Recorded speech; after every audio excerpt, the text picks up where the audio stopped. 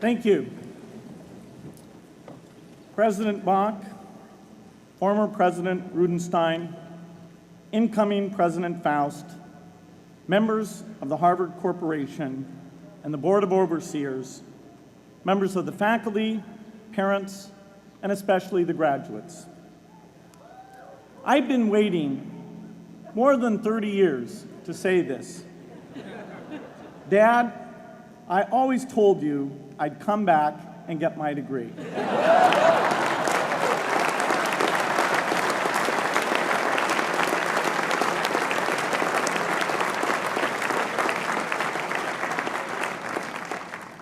I want to thank Harvard for this honor. I'll be changing my job next year, and it will be nice to finally have a college degree on my resume.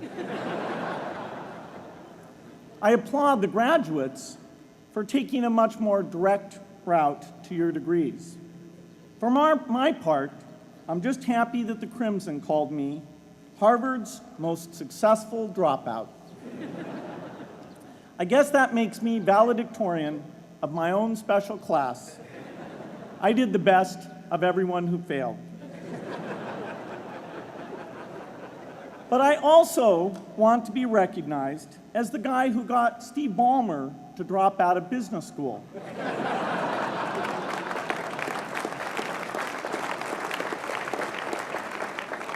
I'm a bad influence.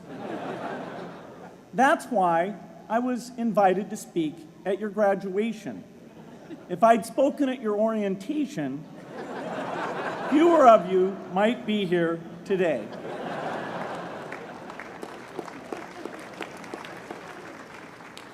Harvard was a phenomenal experience for me. Academic life was fascinating. I used to sit in on lots of classes that I hadn't even signed up for. And dorm life was terrific. I lived up at Radcliffe in Currier House.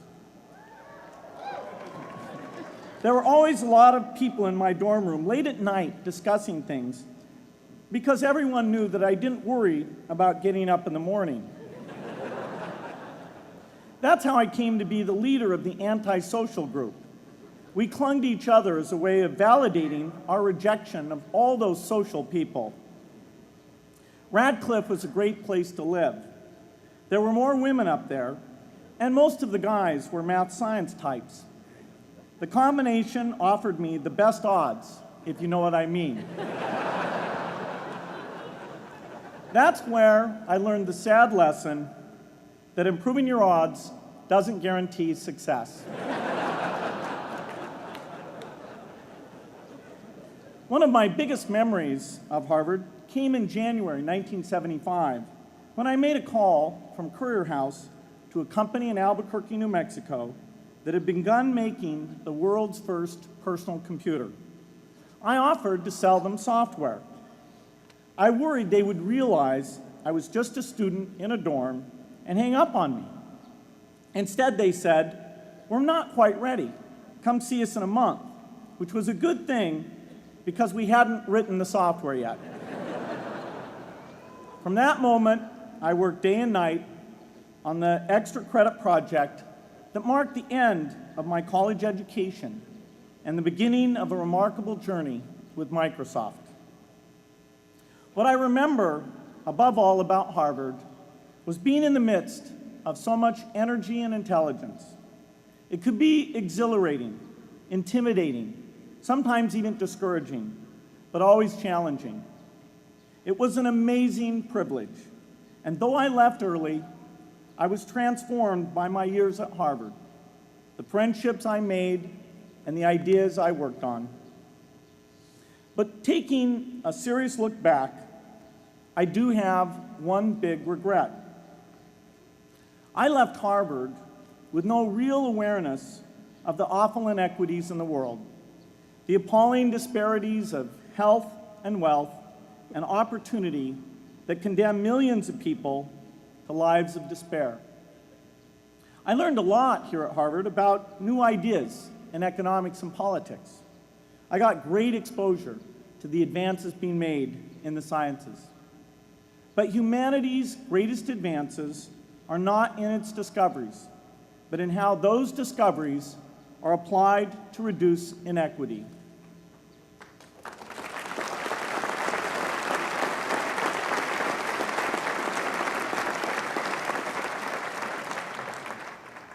Whether through democracy, strong public education, quality health care, or broad economic opportunity, reducing inequity is the highest human achievement. I left campus knowing little about the millions of young people cheated out of educational opportunities here in this country. And I knew nothing about the millions of people living in unspeakable poverty and disease in developing countries. It took me decades to find out. You graduates came to Harvard at a different time. You know more about the world's inequities than the classes that came before.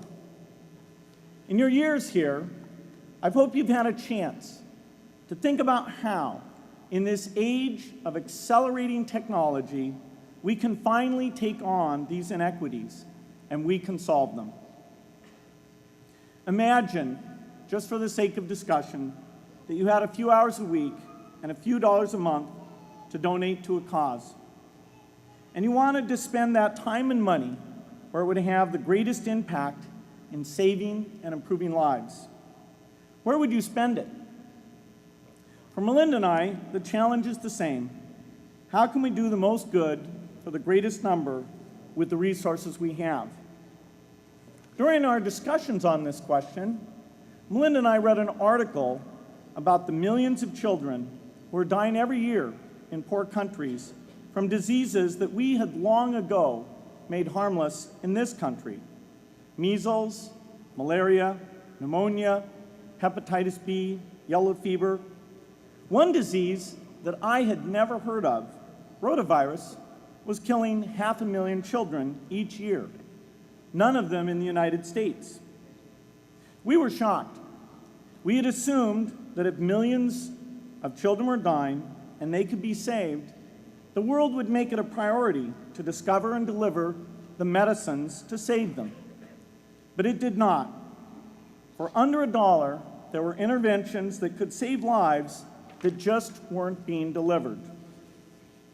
If you believe that every life has equal value, it's revolting to learn that some lives are seen as worth saving and others are not. We said to ourselves, this can't be true, but if it is true, it deserves to be the priority of our giving. So we began our work in the same way anyone here would begin it. We asked, how could the world let these children die? The answer is simple and harsh. The market did not reward saving the lives of these children, and governments did not subsidize it. So the children died because their mothers and fathers had no power in the market and no voice in the system. But you and I have both. We can make market forces work better for the poor if we can develop a more creative capitalism. If we can stretch the reach of market forces so that more people can make a profit, or at least earn a living, serving people who are suffering from the great inequities. We can also press governments around the world to spend taxpayer money in ways that better reflect the values of the people who pay the taxes. If we can find approaches that meet the needs of the poor in ways that generate profits for business and votes for politicians, we will have found a sustainable way to reduce inequity in the world. Now, this task is open-ended. It can never be finished. But a conscious effort to answer this challenge can change the world. I'm optimistic that we can do this. But I talk to skeptics who claim there is no hope.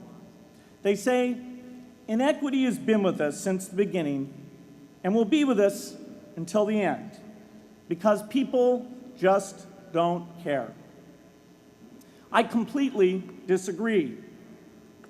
I believe we have more caring than we know what to do with.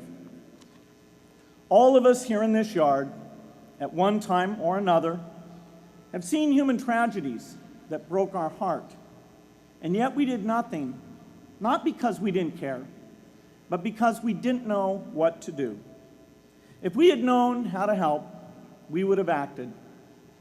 The barrier to change is not too little caring. It is too much complexity. To turn caring into action, we need to see a problem, see a solution, and see the impact. But complexity blocks all three steps. Even with the advent of the internet and 24-hour news, it is still a complex enterprise to get people to truly see the problems. When an airplane crashes, officials immediately call a press conference. They promise to investigate, determine the cause, and prevent similar crashes in the future.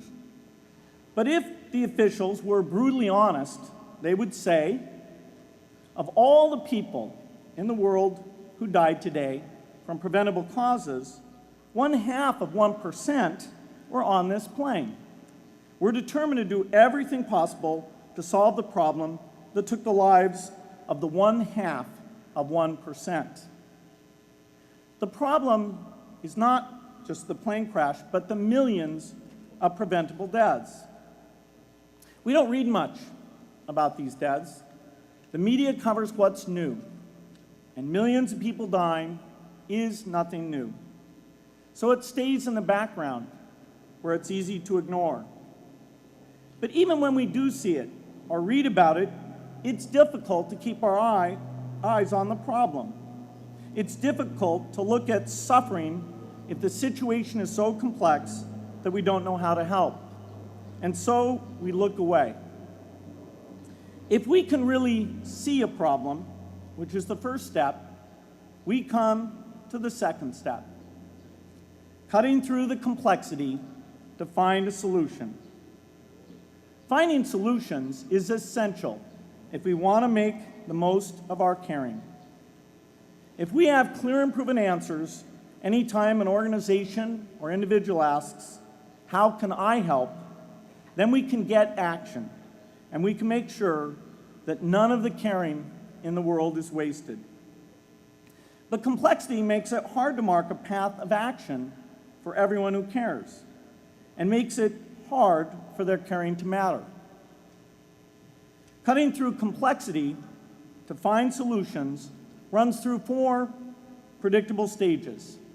Determine a goal, find the highest impact approach, deliver the technology ideal for that approach, and in the meantime, use the best application of technology you already have. Whether it's something sophisticated like a new drug or something simple like a bed net. The AIDS epidemic offers an example. The broad goal, of course, is to end the disease. The highest leverage approach is prevention. The ideal technology would be a vaccine that gives lifelong immunity with a single dose. So governments, drug companies, and foundations are funding vaccine research. But their work is likely to take more than a decade. So in the meantime, we have to work with what we have in hand, and the best prevention approach we have now is getting people to avoid risky behavior. Pursuing that goal starts the 4-step cycle again. This is the pattern. The crucial thing is to never stop thinking and working, and never do what we did with malaria and tuberculosis in the 20th century, which is to surrender to complexity and quit.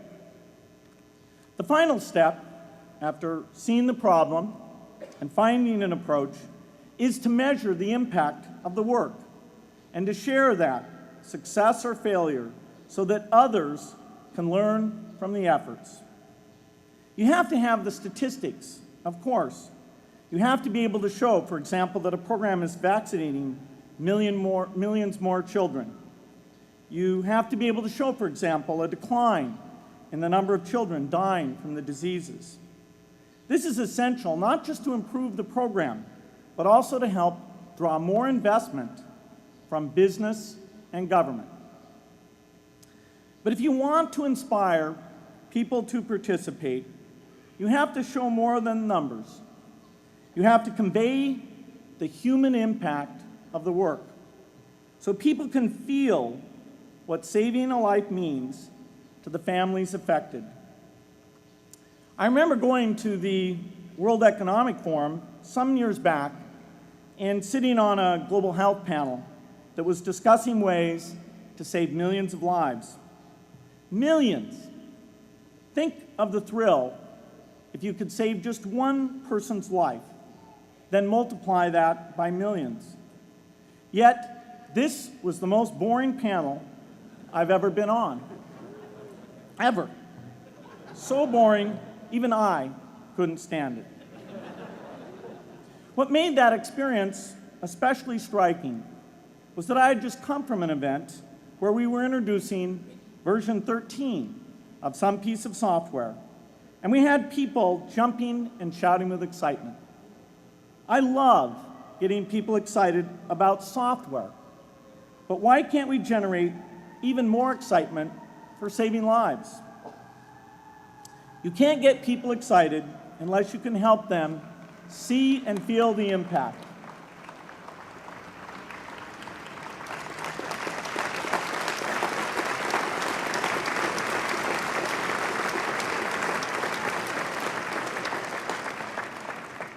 The way to do that is another complex question.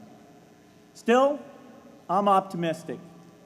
Yes, inequity has been with us forever, but the new tools we have to cut through complexity have not been with us forever. They are new. They can help us make the most of our caring, and that's why the future can be different from the past. The defining and ongoing innovations of this age, biotechnology, the personal computer, and the internet, give us a chance we've never had before to end extreme poverty and end death from preventable disease. 60 years ago, George Marshall came to this commencement, and he announced a plan to assist the nations of post-war Europe. He said, I quote, "I think one difficulty is that the problem is one of such enormous complexity that the very massive facts presented to the public by press and radio make it exceedingly difficult for the man in the street to reach a clear appraisement of the situation. It is virtually impossible at this distance to grasp at all the real significance of the situation." 30 years after Marshall made his address, which was 30 years ago, as my class graduated without me, technology was emerging that would make the world smaller, more open, more visible, less distant. The emergence of low-cost personal computers gave rise to a powerful network that has transformed opportunities for learning and communicating. The magical thing about this network is not just that it collapses distance and makes everyone your neighbor. It also dramatically increases the number of brilliant minds we can bring in to work together on the same problem, and it scales up the rate of potential innovation to a staggering degree. At the same time, for every person who has access to this technology, 5 people don't. That means many creative minds are left out of this discussion. Smart people with practical intelligence and relevant experience who don't have the technology to hone their talents or contribute their ideas to the world. We need as many people as possible to gain access to this technology because these advances are triggering a revolution in what human beings can do for one another.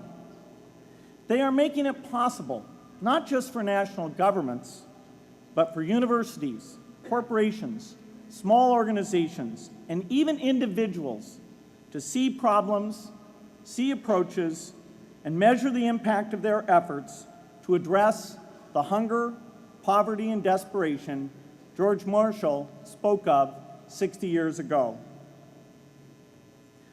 Members of the Harvard family, here in the yard is one of the great collections of intellectual talent in the world.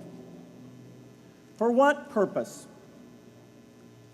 There is no question that the faculty, the alumni, the students, and the benefactors of Harvard have used their power to improve the lives of people here and around the world. But can we do more? Can Harvard dedicate its intellect to improving the lives of people who will never even hear its name? Let me make a request of the deans and the professors, the intellectual leaders here at Harvard. As you hire new faculty, award tenure, review curriculum, and determine degree requirements, please ask yourself, should our best minds be more dedicated to solving our biggest problems? Should Harvard encourage its faculty to take on the world's worst inequities?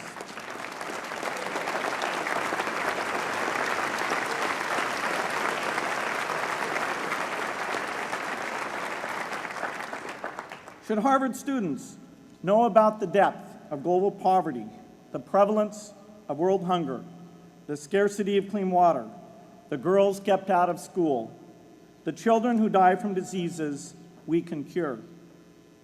Should the world's most privileged learn about the lives of the world's least privileged? These are not rhetorical questions.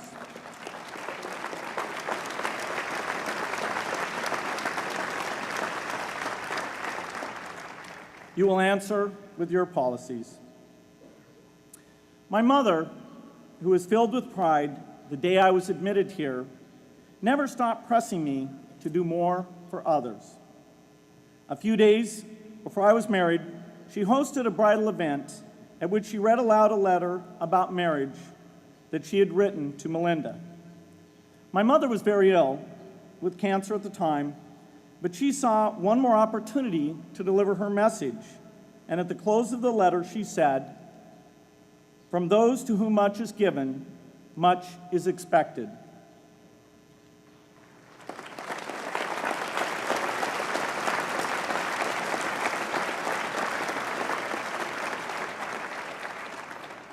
When you consider what those of us here in this yard have been given in talent, privilege, and opportunity, there is almost no limit to what the world has a right to expect from us.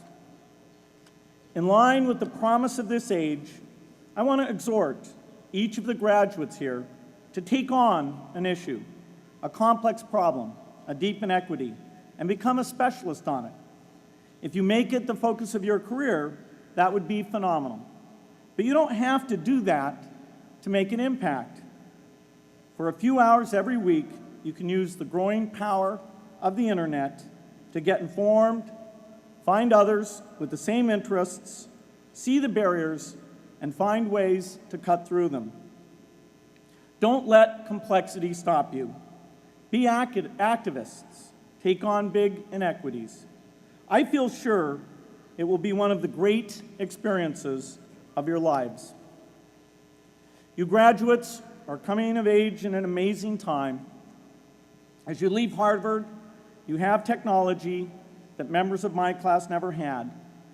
You have awareness of global inequity, which we did not have. And with that awareness, you likely also have an informed conscience that will torment you if you abandon these people whose lives you could change with modest effort. You have more than we had. You must start sooner and carry on longer. And I hope you will come back here to Harvard 30 years from now and reflect on what you have done with your talent and your energy. I hope you will judge yourselves not on your professional accomplishments alone, but also on how well you have addressed the world's deepest inequities. on how well you treated people a world away who have nothing in common with you but their humanity. Good luck.